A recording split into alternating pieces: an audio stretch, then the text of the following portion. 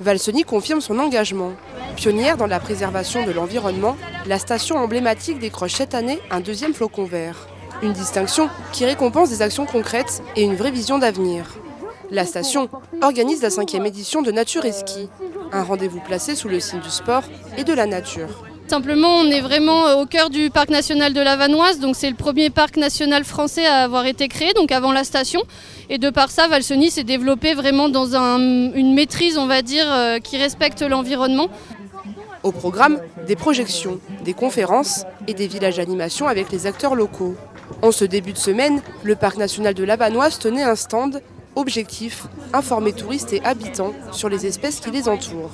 C'est une zone qui va être matérialisée sur le terrain avec des petits fanions indiquant qu'il y a une présence du tétralyre et qui du coup permet d'inciter les skieurs à contourner cette zone pour ne pas faire décoller les oiseaux.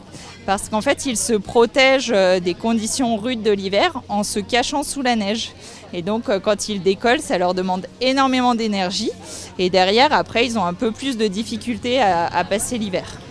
L'occasion de mettre en lumière des initiatives originales comme Fibrétique, un chantier d'insertion engagé dans la valorisation des déchets. Ici, rien ne se perd, tout se transforme. Une aventure lancée en 2014 et qui depuis ne cesse de grandir. On revalorise des supports de communication obsolètes et là on a eu la chance d'avoir les badges de Valseny sur leurs événements de l'année dernière qui ne sont plus utilisables en l'état et on les transforme en produits, en sacs, en porte-monnaie, en trousses de toilette. On appelle ça le surcyclage, on utilise la matière première comme non pas dans son fonction première mais transformée.